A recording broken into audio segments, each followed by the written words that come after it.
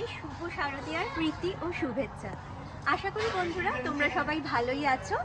তো তোমাদেরকে কথা দিয়েছিলাম অসলো দুর্গাপুজোর মিনি ব্লগ নিয়ে আমি আবারও ফিরে আসবো লোপামুদ্রা নরওয়ে থেকে।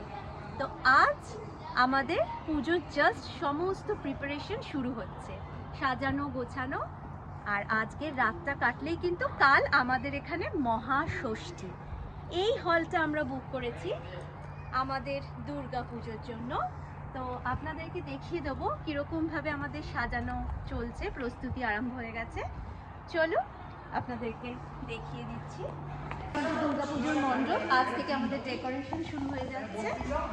আজ রাত পোহালে কিন্তু কাল আমাদের এখানে মহাষষ্ঠী।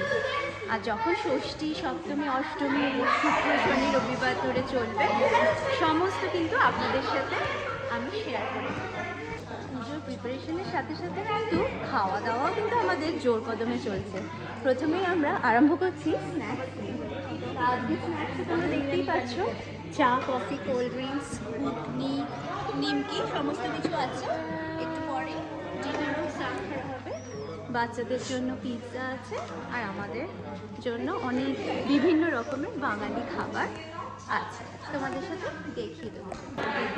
কাজ কিন্তু জোর কদমে আরম্ভ হয়ে গেছে।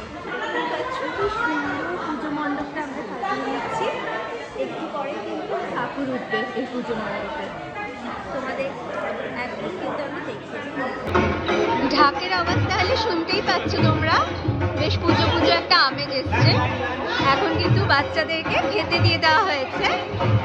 বাচ্চাদের জন্য আনা হয়েছে পিৎজা। দুর্গা ঠাকুরকে ওঠানো হচ্ছে, দেখতেই পাচ্ছি বন্ধুরা। আমাদের মণ্ডপ এবার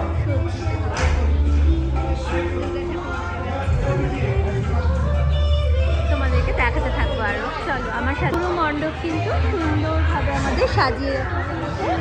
এক্ষুনি আমরা ঠাকুরের মুখ ঢেকে দেবো, কারণ কাল আমরা মহাষষ্ঠী এখানে পালন করবো। তোমরা দেখতেই পাচ্ছ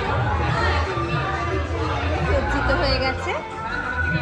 তোমরা কিন্তু সাথে থেকো, কাল আমাদের মহাষষ্ঠী নিয়ে আমি আবার ফিরে আসবো আমার মিনি ব্লগে। আমার সাথে থেকো, লাইক, শেয়ার, সাবস্ক্রাইব করতে কিন্তু একদম ভুলো না।